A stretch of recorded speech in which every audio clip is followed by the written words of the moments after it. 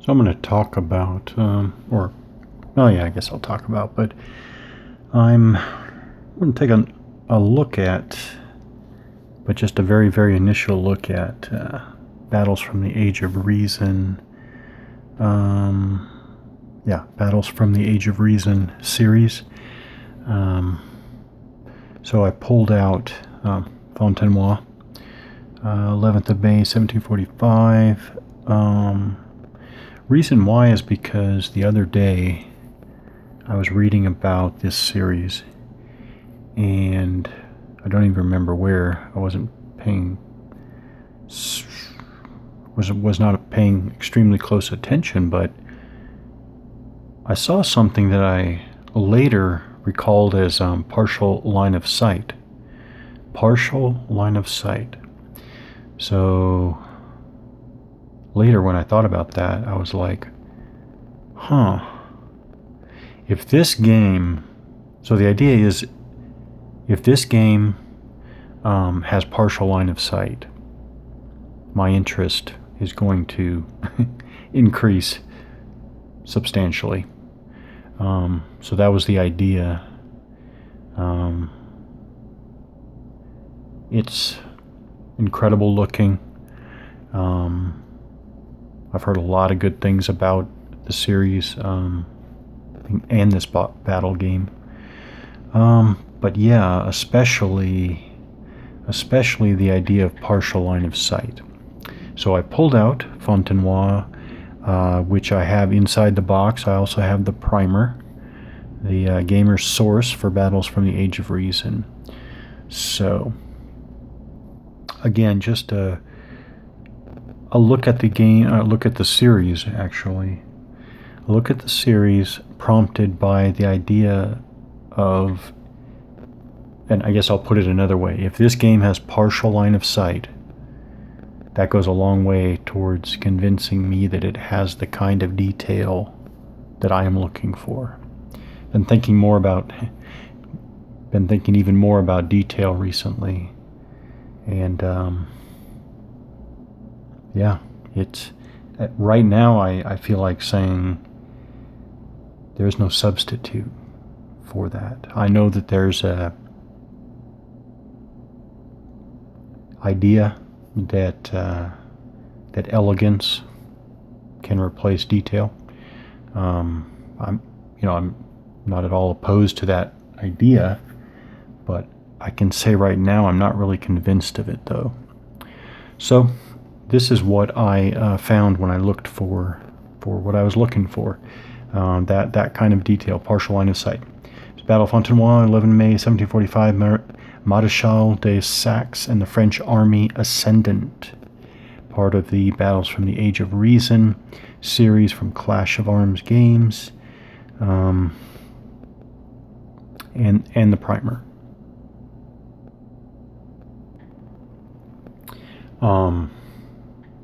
Just commentary as I go here.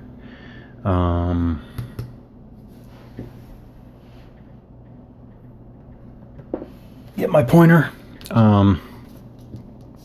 This is pretty much in my mind, the perfect way to do a hex map. Very fine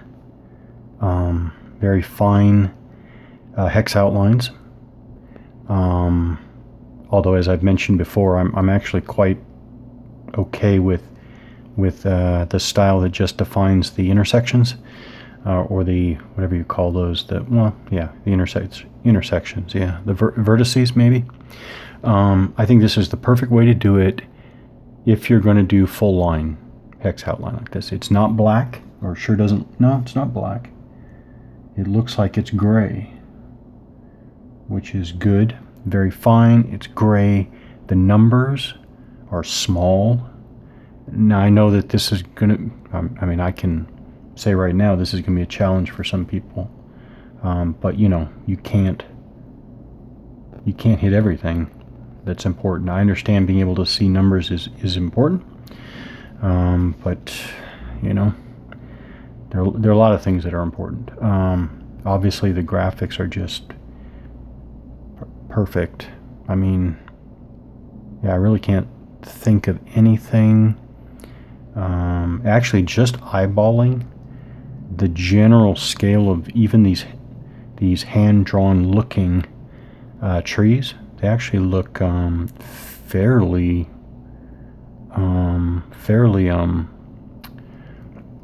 to scale. Now, this is interesting. I just noticed this. I wonder how in the rules you treat that hex. I wonder what is this. That's quite a bit of open area there, but is it considered a woods hex? And if it's considered a woods hex, how do you know that that's considered woods hex? I assume this is a clear hex. So how is, and assuming this is clear and assuming this is woods, how do you tell those apart by the rules? Yeah, just great. Oh, I know what I was going to say. My first preference is white outlines, actually. If you're going to have a hex grid, my first choice these days is white. Then probably next would be like 50% transparent, which I don't think, I'm not saying I've actually ever seen that, but I mean I've done that on computer graphics, but honestly not a single, I can't think of a single game that does that, but it would be nice if there was one that did that. And then finally would be this style. Okay, so looking for that partial line of sight, I first pulled out the primer. This is very glossy, so it gives a lot of sheen, a lot of it reflects a lot. Okay, but I was looking through here, went to the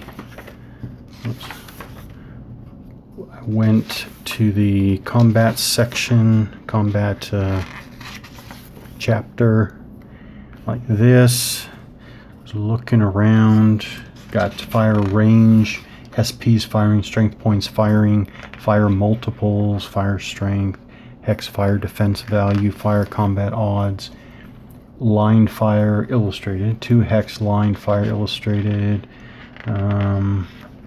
square fire illustrated, skirmish fire illustrated. That's interesting. Skirmish fire. Oh, there's a marker for it. Huh.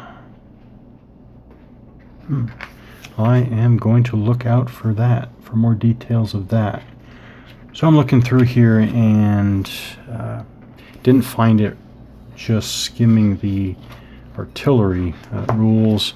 I went to the back.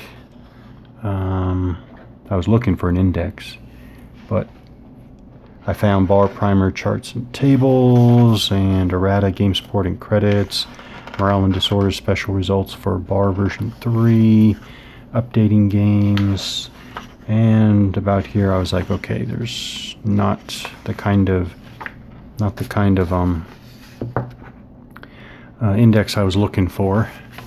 So that's the primer. So then I went to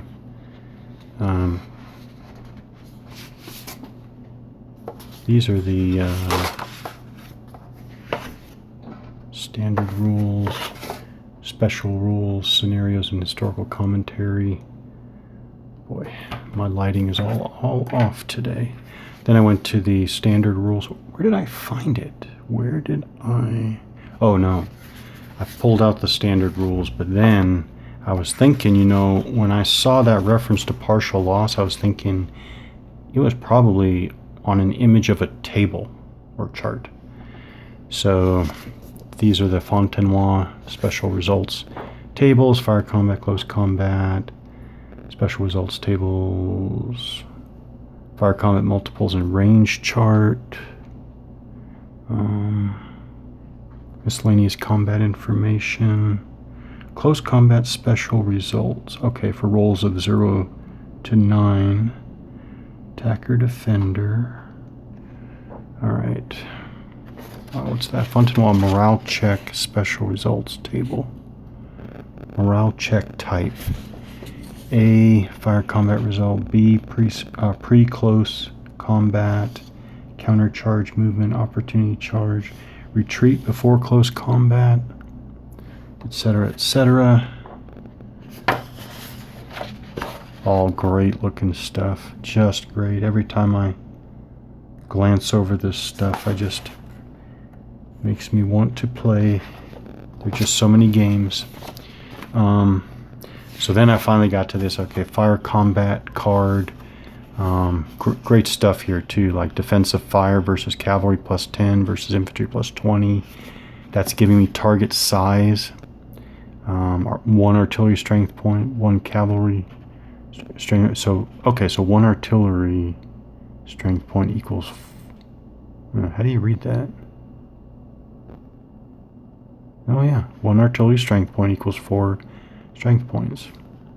1 cavalry 2, 1 infantry 1, and then I guess you. Okay, there it is. From skirmisher minus 10 all the way up to 28 plus SPs plus 30. This again is that type of detail. Absolutely looking for it. Absolutely. I like the square. This again, you know, I'm thinking of one other game that tried to reflect basically the geometry of a square formation and how it gives off firepower. But that was how that game did it. Was definitely a step down from how it's done here.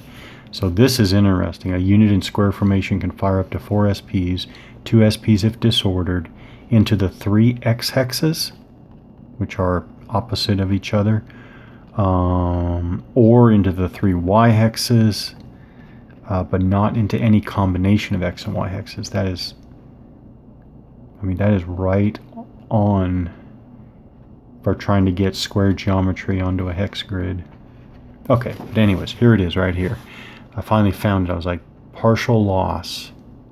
So under fire formation chart, boy, my lighting is horrible today. Maximum strength point allowed, formation, and there it is. Situation, strength point effect. So we have partial loss, line of sight. Total number of strength points firing is halved, rounded. And then it said C12.6 Foxtrot or F. There we go. That I was thinking, that must be a series rules reference. So 12.6 F, 13.1, 13 is close combat, 12 is what must be fire combat, 12 is fire combat, 12.6 is line of sight, and right there 12.6 F, partial line of sight. Line of sight is not blocked when it passes exactly along the hex side of a hex that blocks line of sight.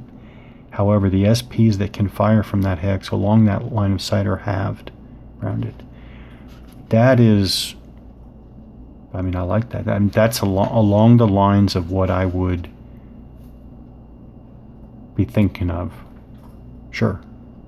You could even go farther than that, but this is a step in the right direction. So it does have partial line of sight. And and the way they do it here, it's clear. We're talking about a hex side, and we're talking about halved strength points. So this is going to be a great experience, I think. If I were ever going to make a prediction, this is going to be a great gaming experience.